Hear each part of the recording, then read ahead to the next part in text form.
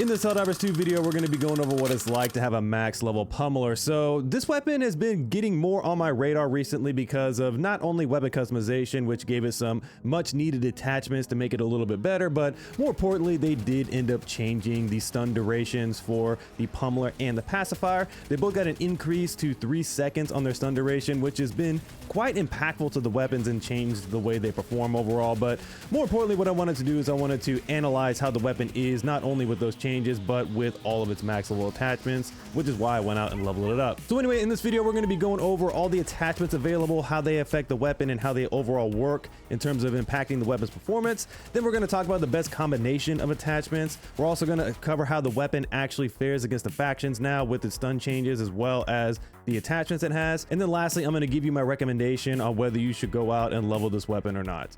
Anyways, let's talk about it. All right, so let's take a look at this weapon prior to weapon customization and before we get into all the stat breakdowns. So in general, the weapon feels incredible. It's an SMG. They always have high ergonomics, which is quite nice. The optics is something I would like to change because I'm not a big fan of reflex and hollows, so hopefully they have a better option there. The magazine size is respectable because the fire rate is very slow, so it's going to feel quite nice to have a decent sized magazine, but it would be cool to be able to increase the magazine size a bit.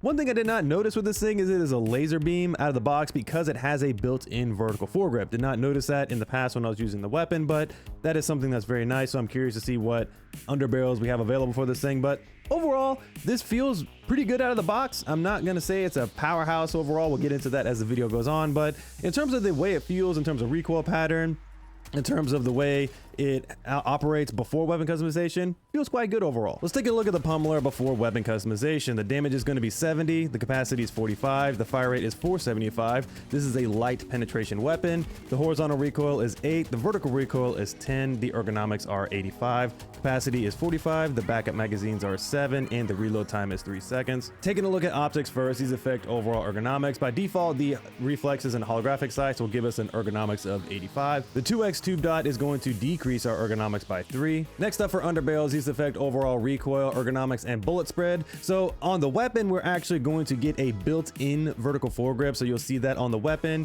So we can actually make changes to having a laser with flashlight or not having a laser with flashlight. If you take off the laser with flashlight, you will get 5 ergonomics back. For muzzles, these affect overall horizontal, vertical recoil, ergonomics, and overall bullet spread. By default, you're going to have no attachment. The horizontal recoil is 8, vertical recoil is 10, and the ergonomics are 85.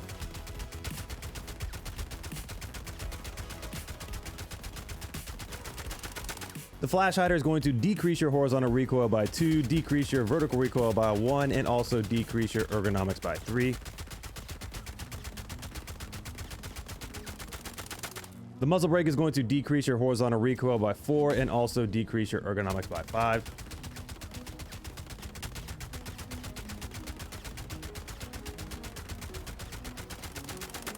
Lastly, the compensator is going to decrease your vertical recoil by 4 and also decrease your ergonomics by 5.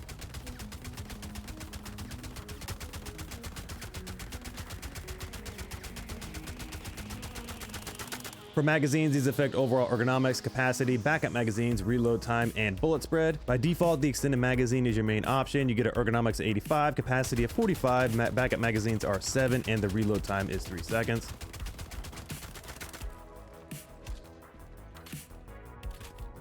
The short magazine is going to increase your ergonomics by 10, decrease your capacity by 10, increase your backup magazines by 2, and decrease your reload time by 1 second.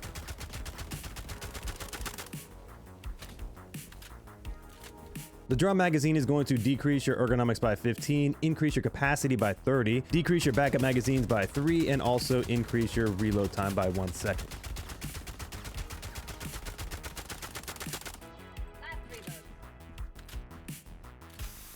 So just quickly taking a look at some of the attachments that I feel like are the most impactful. I personally like the 2x tube dot. I feel like it gives you the best clarity overall when you're aiming down sight. Another thing I noticed is that with the muzzle specifically, because of the overall great recoil pattern already, they don't really make that much of a difference. So I think the flash hider is going to be by far one of the best options because it gives you a little bit less on both, and I feel like that's going to make it the best because The muzzle brake, you don't really need that much more horizontal recoil. It's already got pretty tight, but you can do that. And then the compensator, it does spread out the bullets a little bit more, which is something I've noticed on other weapons. So I think the flash hider is definitely going to be the play with this weapon. And then by far the most interesting part of this weapon is obviously the magazines, because the thing about this weapon is that the drum magazine does not make that much of an impact to the ergonomics like other weapons. Yes, you do get minus 15 ergonomics, but you're still at 70 ergonomics with this thing, which is absolutely ridiculous. So you're going to be able to maintain an incredible ergonomics with solid recoil control. This weapon could be quite deadly overall when you actually put all these combinations together. So now that we've talked about all the attachments and how they directly impact the weapon, let's talk about my favorite combination of attachments for the pummeler. All right, so this is the combination of attachments I felt like that worked the best, just because I don't feel like there's much difference with some of the other attachments, which we'll go over in just a moment. But the combination I went with was the optics of the tube dot. I went with no underbarrel. The muzzle is the flash hider, and I ended up running the drum magazine. I feel like the drum magazine is by far the most impactful thing to this weapon because you get such a huge boost to overall available capacity. And then I ended up going with the tube dot because I just love the sight, because I think that this is a clearer sight than the other options that are available. The ergonomics still feel incredible. I love the fact that this thing still has 69 or whatever ergonomics. I can't remember exactly what it is, but it's quite high. In terms of recoil pattern, it's still very tight even with the flash hider on, and it's even better overall in my opinion, so I quite like that a lot. You can run the compensator, muzzle brake, it really doesn't matter too much. I felt like the weapon felt mostly the same, but I just wanted the a little bit less ergonomic hit and also wanted just a little bit of a bump down on both of the recoil patterns. But definitely the magazine is by far the most noticeable thing, because yes, it does give us a 75 round mag, but we also have much more limited amount of backup magazines, and the reload time is definitely a little bit longer. But you can see this thing freaking shoots forever. As I'm talking here, it's still shooting. It's going to shoot for a while. The slower fire rate means you're going to be able to shoot this thing quite a bit, and then the reload is not that egregious. So overall, this is the best combination that I felt like works the best for me personally. But again, I think the muzzles are optional, the scopes are subjective, and if you want to run the laser with flashlight, it's not going to make that much of an impact to overall ergonomics. Now that we've gone over some of my favorite combination of attachments, let's talk about some of the armor passives that directly affect this weapon. So really, one armor passive sticks out to me, and that's Siege Ready. That's a pretty well-known armor passive to affect primary weapons. Basically get 30% increased reload speed and 20% backup magazines. This is going to be huge with the drum mag because we go down to 4 total magazines without it. So getting that 1 extra magazine back would be great, as well as getting that increased reload speed, because we do get a pretty substantial increase to reload when we do run the drum magazine with this thing, and it is quite noticeable to get that decrease. So that is a really powerful armor passive right now with this weapon. You don't really need much else because the recoil is already so good with this weapon, so I'm not quite worried about needing to run something with better recoil control. So really, it doesn't matter what passive you run, but I think that in terms of impacting the weapon directly, Siege Ready is a good option. Now that we've gone over everything that impacts the weapon, from passives to attachments and things like that, let's talk about how this weapon fares against the faction. So the improvements of this weapon are noticeable, with the fact that it is way more accurate overall. It's got a huge magazine now. That's quite noticeable with all the attachments, which is great. However, I do believe that this weapon operates better as a support tool and not a main damage dealer, and I'll explain and showcase that in just a moment.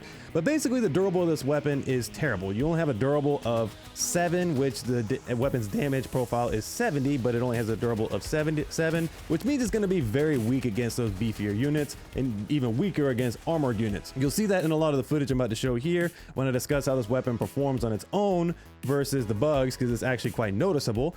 But the main thing I wanted to highlight is that I feel like that this weapon is going to be better served as you being the support option, and you have other things dealing damage, from like sentries to guard dogs and things of that nature, which is one I want to showcase because I feel like that's where this weapon is at its best. But on its own, it does have its limiting issues, which we're going to go over now. So I ended up running this weapon versus the bugs with just a supply pack, Siege Ready, just trying to push this weapon to its brink.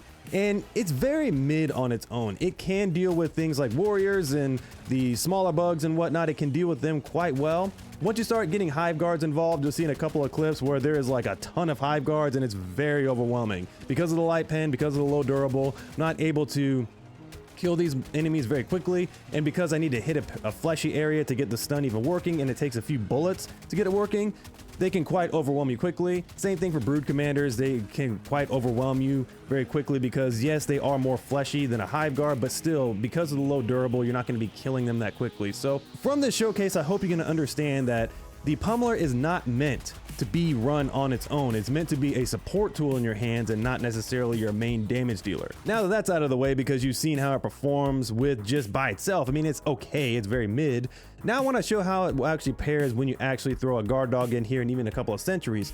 So that's where this thing actually shines. Basically, the bigger magazine allows us to be able to control the battlefield a little bit better, and the longer stun duration allows us to keep some heavier units or some beefier units stunned for a little bit longer, so our guard dogs and our sentries can do the most of the heavy lifting with the damage. So that's where I actually like this weapon overall. So against the bugs, I decided to bring in both the ballistic and the laser because I wanted to test and see which one was better. Ballistic has medium pen, the rover or the guard dog laser has unlimited ammo. I noticed an immediate difference with the performance with this. I also had the machine gun sentry paired in here. I was using the pummeler with the larger magazine to keep the random units at bay, while the sentry and the guard dog were doing their work, just killing everything very quickly. It was a much better experience overall while using it versus them. Pummeler was able to stun up things like stalkers, like brute commanders, even the hive guards. I was able to get in that flesh area, and the ballistic guard dog and the guard dog laser were absolutely chewing through everything. So overall, it is much better against the bugs with this particular combination of one of the damaging guard dogs and one of the sentries, like the machine gun sentry as an example. Against the Illuminate, it's actually even a better story in my opinion. I decided to bring in the guard dog laser with this particular option,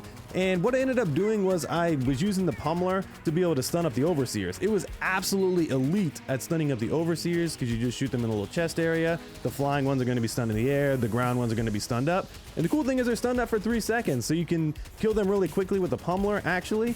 And then with the flesh mobs, you can actually stun lock the flesh mobs with the pummeler as well, as long as you keep persistent fire. If you have 75 bullets, you're going to be able to keep persistent fire. Now, there's a couple of weird things with the guard dog laser that I noticed, is that sometimes it's better to let the guard dog start shooting the enemy then stun them, because it will continue to shoot them. But if you start stunning them first, sometimes it won't go after the target, but that's just something to keep in mind there. But overall, I was actually quite enjoying the pummeler. It was able to deal with the voteless by shooting them in the legs and taking them out very quickly. Was able to stun up the overseers, able to stun up the flesh mobs, and then the guard dog laser, the machine gun sentry, and the rocket sentry were doing all the heavy lifting with the damage.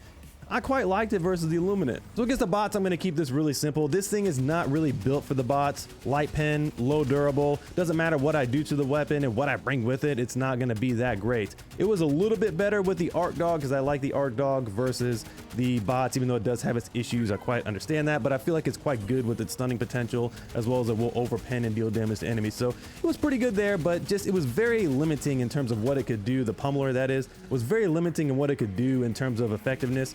It was good against the Devastators, decent against the Berserkers, but again, it's like, I feel like there's so many other things going on, and maybe if you pair it with the right stuff, it could work. But I feel like something like the Pacifier, because it has medium pen, is going to be better as a stun weapon versus the bots. But you can make this work, and it is nice because of the larger magazine, but honestly, I'm not really quite enthused to use this again versus the bots. All right, so what are my final thoughts on the max level pummeler, and should you rush out and level this weapon or not?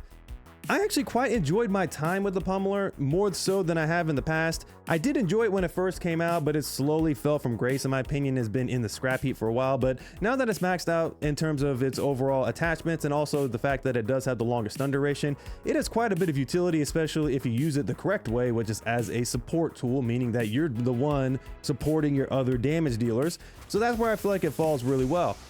I love it against the bugs, and the Illuminate especially, I think it's very good there. And I would actually bring this as a viable loadout when I actually bring in a specific guard dog or bring in a specific sentry and whatnot, and I feel like it's quite valuable there. And then the improvements with weapon customization are noticeable. Speaking about that a little bit more, I like the tube dot a lot better. It's great for being able to hit targets from a longer range and stun them up. And then I also like the drum magazine. Obviously that's going to make a big difference because 75 rounds in the mag is pretty nuts. I mean, that gets up to light machine gun territory with a one-handed submachine gun, so that's pretty good. So should you level this up? No, it's not a priority level up, but I feel like it's something that's nice to have leveled up because it does offer you a different play style. Again, if you pair it well, use this as a support weapon, I feel like it will offer some unique play style there. So in general, I like the weapon a lot more than I thought I would, but it's not something you need to rush out a level, but it's something you should maybe add to your list of leveled up weapons, maybe somewhere in the middle of the category. But all right, that's my thoughts on having a max level pummeler. Let me know what you guys think about this video down in the comments below. More importantly, make sure you like and subscribe for more content similar to this. But anyways, I'll catch you in the next video. Peace.